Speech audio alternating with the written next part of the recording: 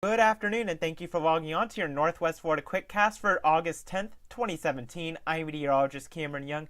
So far this Atlantic hurricane season, we've had 6 named storms, and one of those became a hurricane. The last one was Franklin. That was a hurricane made landfall in parts of Mexico.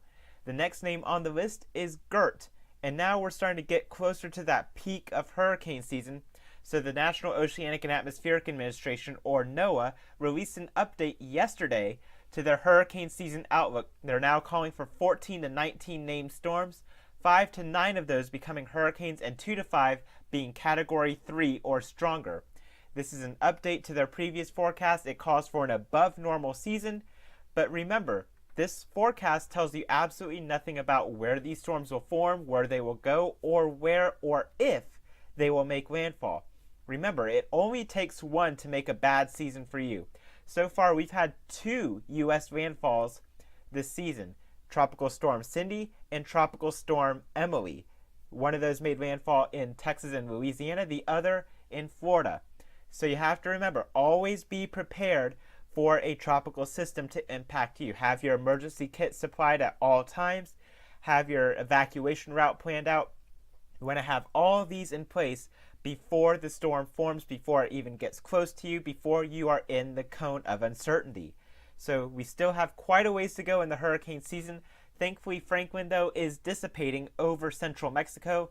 The 10 o'clock advisory from this morning was the last advisory. It was declared remnants of Franklin with winds of only 30 miles per hour. It's going to continue to bring heavy rainfall, though, to portions of central Mexico. Invest 99L, we've been talking about this for a very long time since it came off the coast of Africa. It has a 40% chance of developing into a tropical depression or tropical storm over the next 5 days as it moves across the Gulf Stream, maybe impacting parts of the East Coast. We'll have to wait and see if this thing gets organized at any point. Then you see that little yellow dot closer to Florida. This is a tropical wave that only has a 10% chance of becoming a tropical depression or tropical storm right now over the northern Bahamas. Really expected to just be a heavy rainmaker for portions of South Florida and portions of the Bahamas. Bringing it back to home, we do have a good chance of rain Friday, staying unsettled this weekend. And then next week, we're basically staying with the typical August weather, hot, humid, and scattered thunderstorms. The HRRR from the College of DuPage shows showers and thunderstorms fading during the evening, so we only have a 30% chance of seeing an isolated thunderstorm tonight. Lows in the low to mid 70s inland, mid to upper 70s along the coast, maybe near 80 right at the beaches. For your Friday, scattered to numerous thunderstorms, highs generally right around 90 degrees with a 60% chance of rain overall. So your next 7 days, basically we're going to keep a 50 to 60% chance through Sunday of seeing those afternoon thunderstorms.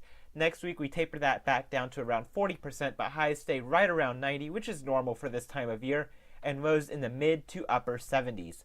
I'm meteorologist Cameron Young. Thank you for logging on to your Northwest Florida QuickCast, and I hope you have a fantastic day.